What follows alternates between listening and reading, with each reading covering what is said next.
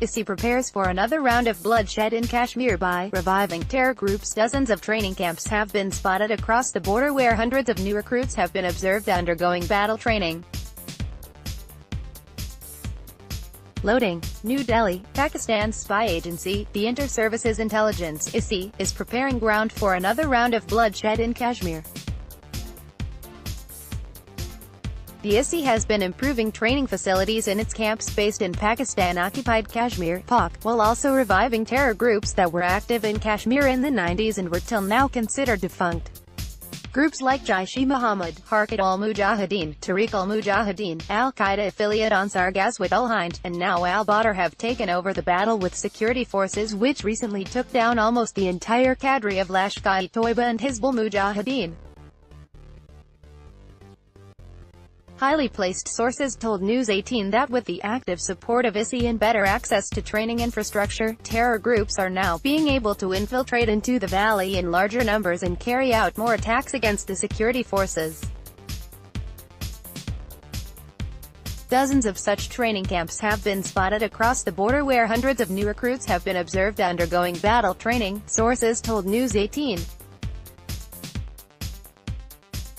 An indication of a new round of battle between forces and terror groups in the valley has been a lot of movement in the al-Badr group. This dreaded terror organization was active in Afghanistan during the Cold War and was brought to Kashmir in the early 90s.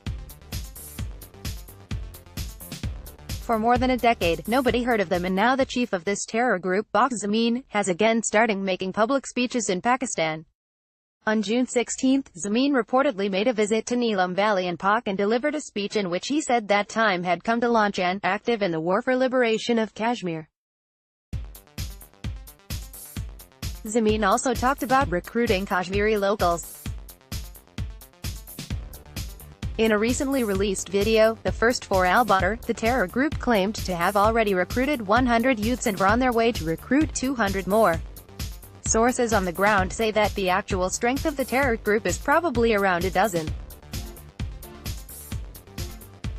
Al-Badr cadres have been found to be working closely with the existing Overground Worker (OGW) network of Lashkar and Hizbul Mujahideen. While al-Badr terror group is still trying to organize itself, Jaish-e-Mohammed, which was, till a few years ago, believed to have been completely busted, has been at the forefront of terror recruitment and attacks against the security forces. The recruitment of locals in these terror camps has been steadily increasing. According to data collected by the Multi-Agency Center, MAC, 66 locals were recruited in terror groups in 2015, 88 in 2016, 126 in 2017 and 130 this year. And sources say that a lot of the recruitment of locals this year has been in Jaish. Jaish and other groups have taken over in Kashmir after a number of terrorists from Hizb and Lashkar, such as Abu Duyana, Abu Ismail, Yasin and Qayyum Najjar, were taken down last year.